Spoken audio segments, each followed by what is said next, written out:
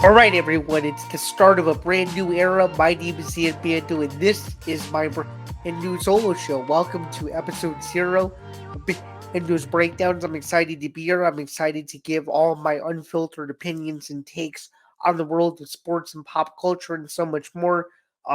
This first episode is simply just going to be kind of like an overview of what to expect on this show.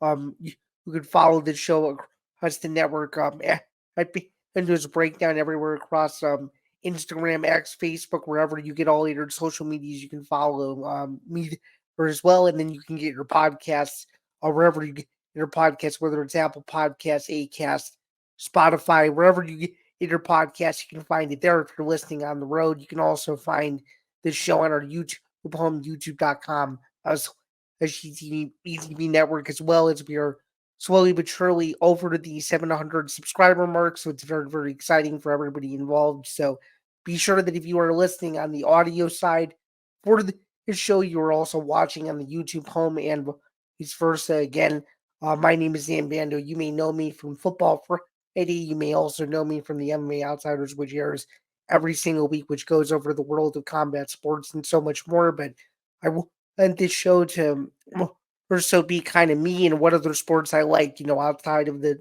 fighting and football realm. So hopefully I can bring that to you guys as well. Just to give a little bit more of a background on myself, I'm currently a full-time freelance journalist for a couple of different outlets, most notably the Sporting News, MMA Knockout, Sports News Highlights, and a couple other ones. I try to cover all the major sports across the spectrum, including the NFL, NBA, NHL, college football, and college basketball, and what have you, as well as combat sports over here, and also for the also for MMA Knockout and a couple other places from the past as well. So you can find my work on several different places. As you can see, I'm a sports journalist and ETV network co-host. So I feel like to myself, I'm a bit of a jack of all trades. And, I kind of want this show to be a show and a place where, where people can come in, they can get my opinions, they can have friendly debates with me if you want. And this will also eventually be a show where I hope to have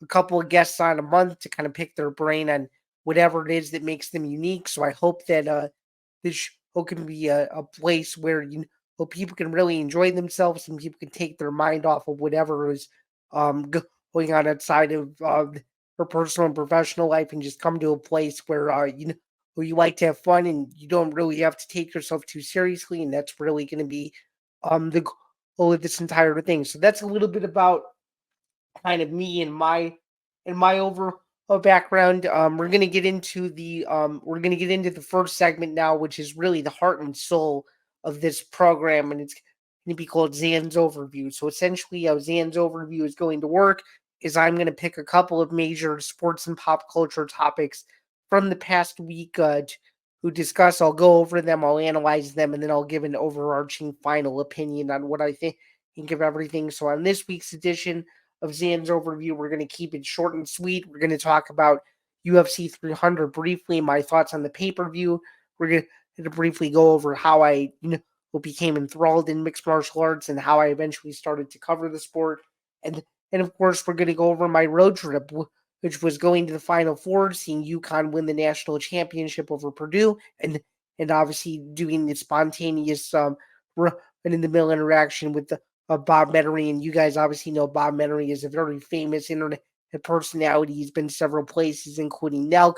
He obviously is the host of the Fully Tilted Pod and so many other things that the guy does. So well, now we're going to get into it. So going over Zan's overview, starting with UFC 300, this was a fantastic card. You had Alex Burr knocking out Jamal Hill to defend his light heavyweight championship. You had Max Holloway winning with 1 second to go over for just engaging in one of the craziest last 10 seconds to an MMA fight that anybody's ever seen. And you also had Weili Zhang defending her strawweight title over Yan Xiaonan. He sort of did an overall breakdown on the entire card on our show streams. You can go check out YouTube and the audio only platforms for the UFC 300 post show stream. But UFC 300 was very important to me just because I remember watching UFC 100 and UFC 200. So I knew that UFC 300 was going to be special. And I just want to give quick kudos to the UFC production team. It was clear and obvious to me that they really put in a lot of time and effort into making this show the best show they possibly could. From every single graphic that they had, to the transitions, to the lead-ins, to the intro to the pay-per-view, bringing back the Face the Pain with the Gladiator intro for the prelims. It was priceless. It was an event that if you were a hardcore MMA fan, you absolutely loved it. If you're a casual combat sports consumer, which I know many of my friends are, people were texting me about it, asking me, what I thought of the event and everything because they know I'm the guy that knows a lot about fighting and stuff. So it was a very, very cool event experience, and I could not imagine what it was like for those in the arena who either had tickets or had media access as to what that event was like. It looked like an absolute BuzzFeed at that T-Mobile Arena this past Saturday, and I'm sure an event like that is going to be difficult to replicate again. But there's obviously some exciting UFC events coming up, which we're going to get to a little bit later on in the segment here. There's actually some big fights that are going to be coming up this summer that people are excited about. But UFC 300 was special, so to kind of back up a little bit, my MMA enthrallment or my love for the sport began all the way back in July 2006 by accident. My dad ordered a pay per view. It was UFC 61, Tito Ortiz versus Ken Shamrock 2. And I thought the entrances were unbelievable. I thought the talent of the athletes was superb. And I just thought the way there was just something in my brain that clicked where MMA just simply made sense to me, I guess, and it was the only sport I watched from about 2006 to 2010. Then I obviously got interested in other sports, but MMA has just been something that I've been passionate about for a long time. I can proudly say that I've only missed one UFC pay per view since August of 2011. I can tell you who has been in every single UFC pay per view main event since UFC 61. It took me a while to memorize all of them, but now I can visually say that I'm able to do that. And it's just one of those sports where I think once you get hooked on it, and once you understand the sport, and once you understand the fighters' stories, and once you really kind of dig into the backgrounds of everything that exists in the sport, you get interested in it and you want to learn more about it. I've been lucky enough to go to a bunch of live UFC events. I think we're now up around 10, and I've obviously seen other promotions such as the PFL, Bellator, and a couple of others. So it's definitely been a really cool journey. It was cool when I got into it at the right time. It was right when the Ultimate Fighter was just becoming popular. It was right when Zuffa was at its peak at that point, and everybody was getting interested in what the UFC was, and it's been cool to see its growth. It's now on ESPN. It airs almost every weekend, and yeah, I mean, there's no better time to be a fan of the sport, and now it's even easier to become an MMA fan or an MMA consumer in some way. There's so many different forms of media that you can see. There's a huge interactive Twitter community. There's Instagram communities out there. There's Reddit communities out there. There's people who love the sport and want to talk about the sport all the time. And I just think it's cool. It's one of those sports where, it's very niche heavy, but even though it's niche heavy, people become interested in and become enthralled in it. And I think that's one of the coolest aspects of it. So kind of moving right along, we're kind of drifting away from this a little bit. That was basically an overview of UFC 300 and and how I began following the sport. We're now going to move into another passion of mine, which is college basketball. I had the unique opportunity to attend the Final Four a couple of weeks ago in Arizona. Yeah, as you guys probably already know, in case you don't know by now, UConn um, went back to back, winning their second consecutive national championship over the Purdue Boilermakers. Final score was 75-60, a dominant performance for and Hurley and company. This team is ridiculous, and if they can keep some of their core pieces together, I think they'll be pretty good again. It was my first ever Final Four, so that was a thrill. You had Purdue, you had NC State, You had UConn, and of course you also had Alabama. Alabama was making their first Final Four in program history, so congratulations to them. UConn won, but I think another big story out of that was just the amount of people and the amount of celebrities that were there. There were a ton of people there. I got to meet Steve Nash. There were glimpses of let's see, who else was at the Final Four? Drew Brees was at the Final Four. That was significant. You had Bill Murray at the Final Four, but you also had some other people that just came to the Final Four because they can, and they travel almost every single week. And one of those people happened to be Bob Menery. So basically, how kind of that started was I stayed at I stayed in a pretty nice resort. I'm not going to say which one it was, but I was out at lunch a couple of days before the national championship game, and I was eating lunch with a friend of mine. There's a golf course right out back of where my hotel was, and he was wearing an Orlando Magic jersey, and I didn't quite realize who he was at first until he started speaking. And sure enough, as he started speaking, I instantly knew it was Bob Menery. And then the first question I asked him was, "Oh, Bob, what brings you out here?" So sure enough, we started talking. He noticed that I was wearing a NASCAR Chicago Street Race shirt. I briefly told him who I was, and then what ended up happening was, I think it was a couple days later, they had come to the resort I was at for a golf event. I don't even think he ended up golfing, but he was sitting at the bar um, at this girl that he had met a couple days prior, and I just went up to him and I said hello. This is who I am and whatnot. I ended up talking to him for about an hour and 45 minutes. I asked him probably some of the most exotic questions he's ever heard, but it was unique to meet someone of his stature and someone who I actually have a lot of respect for, considering that he started from literally nothing, and he started from just making simple commentary videos that made people laugh, and look at where he is now. It's extremely cool. I hope to get him on the show at some point in the future, but it was very nice to meet him. Um, he even made me do like a mini power slap promo, which was funny. And I even got a comment from I guess I can just say it now. I even got a comment from Michael Chandler, which obviously, as the whole world knows now, he's fighting Conor McGregor, and he's a little disappointed that I'm currently and still sticking with picking against him on June 29th, but that's either here nor there. It was a very cool experience meeting him. It was definitely a highlight of the trip.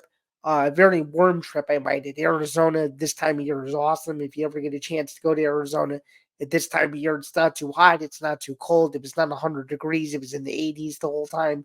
So if you can go before the summer heat, would highly, highly, highly recommend it. Even if it isn't for the final 40 minutes, just for a leisurely vacation, go for it. It definitely is worth seeing at least once, and the food is just absolutely unbelievable. There wasn't a single bad meal that I had there, and definitely a place that I would love to go back to again at some point in the future, and one that I was just very grateful to be a part of. And there was some excellent basketball too, which made things even better. And it's quite sad to say that the college basketball season is over. So kind of moving right along into kind of what I just alluded to a second ago. It is official. UFC 303, June 29th, Conor McGregor versus Michael Chandler. It's the main event. It's at 170 pounds. I cannot wait for this fight. I'll probably be breaking it down every single day until the fight. I think at the time that this is going to air, we're going to have 73 days until the fight, which is very exciting. Um, I guess I could say that it's finally done. We finally have the fight. It took over a year to make happen. Well, the Ultimate Fighter season 31 came and went, and we still didn't have a fight.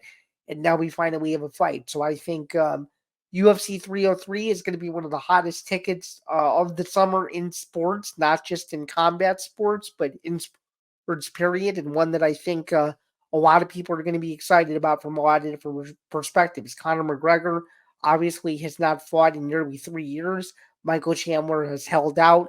You have to give him all the respect in the world for holding out. He has not fought since November of 2022. He's getting the fight that he has clamored for and has asked for over and over and over again. As far as even doing it at a WWE event, which I thought was hilarious. And now the UFC has a chance to really capitalize on arguably the biggest fight of the year. There's a lot of question marks surrounding this fight. If Conor McGregor wins, is he in the lightweight title picture?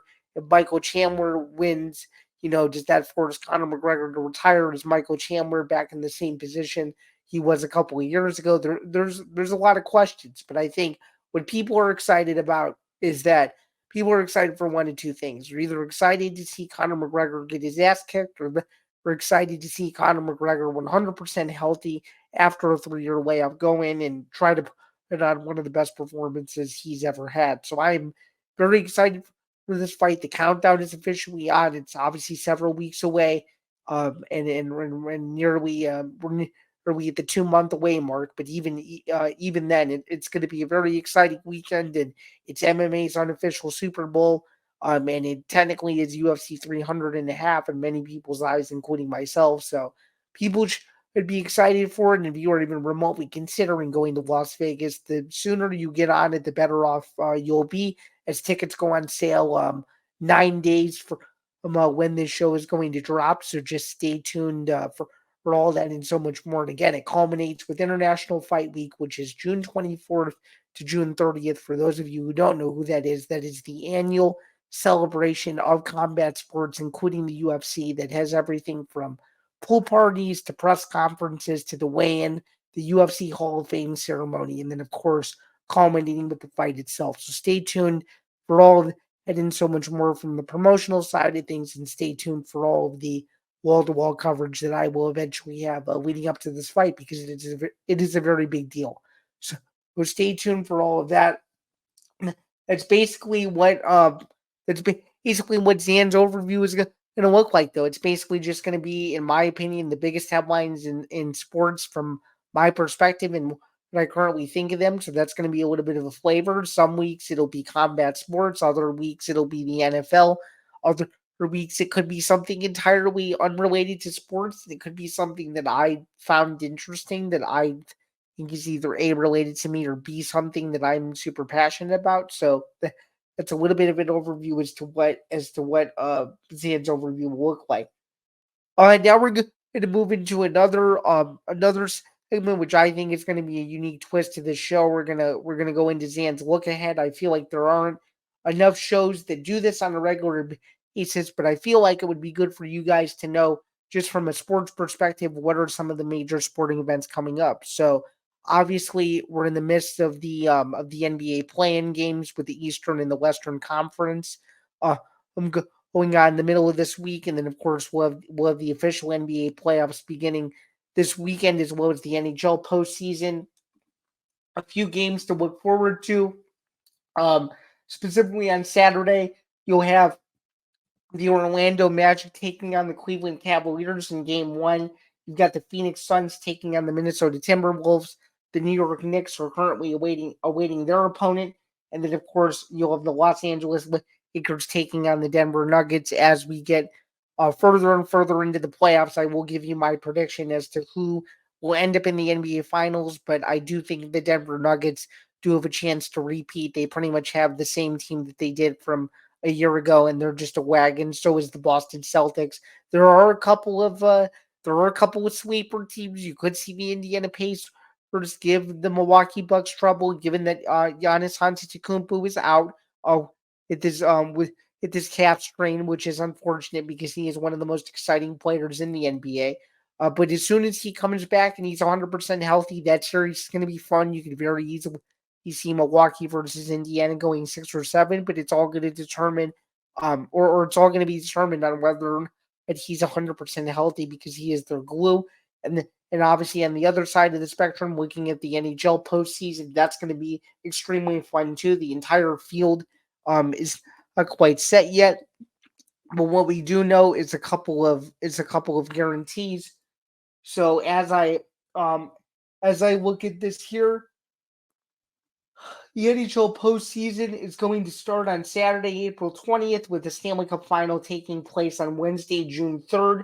And then, of course, you can catch the NHL postseason on ESPN, ABC, TNT, and TBS.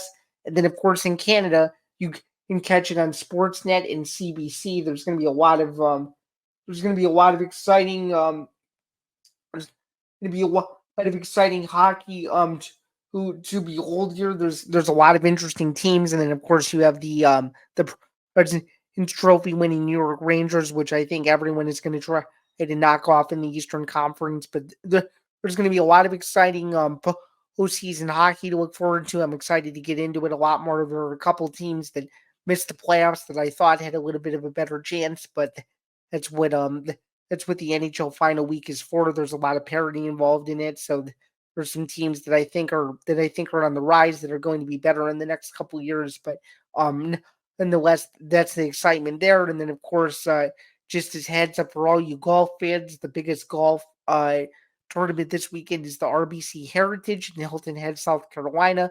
And then, of course, looking over on the East Coast, huge boxing match Saturday night. Of course, we have Devin Haney taking on Ryan Garcia. We did a full preview and breakdown of that on the most recent episode 80 of the MMA Outsiders. So check that out if you guys missed that. And that is my look ahead and overview in sports for the weekend of April 21st.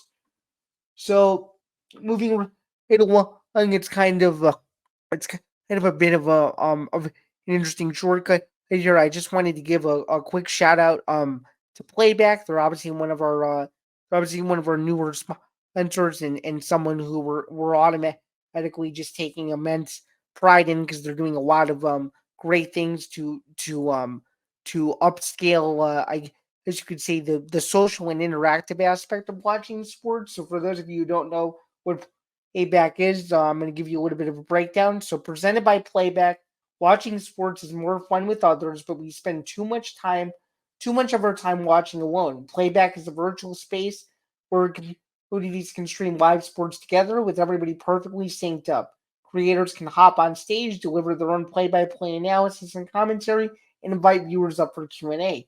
Playback makes watching sports fully interactive and a social experience, from playing fantasy sports, repping your favorite players and teams, and watching with the commentators and communities you care about.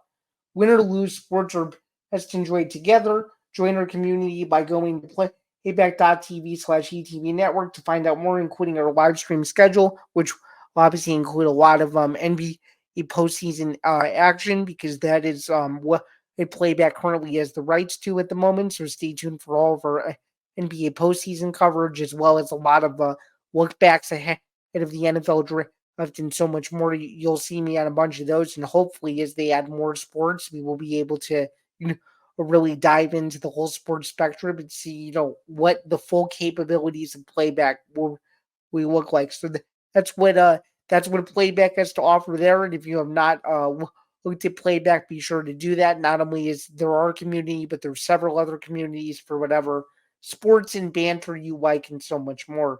With all that being said, because it's episode 0, that's going to do it for this edition. Thank you again for tuning into episode 0 BP, as I like to call it again. My name is Zain Bando. You've seen me across the network in various capacities, including on Football or Friday and the MMA Outsiders. So this is going to be a new spin and a new show that I'm very excited to bring to you guys, and hopefully it's going to be unique in a lot of different ways with special guests and so much more. And I'm a sports journalist and an ETV network co-host, and thank you again for tuning in to this edition. Of course, you can follow me on social media at Zambando99, and of course at Bando's Breakdown wherever you find your social media of choice. So that'll do it for this edition. We will see you guys next week, and I'll talk to you soon.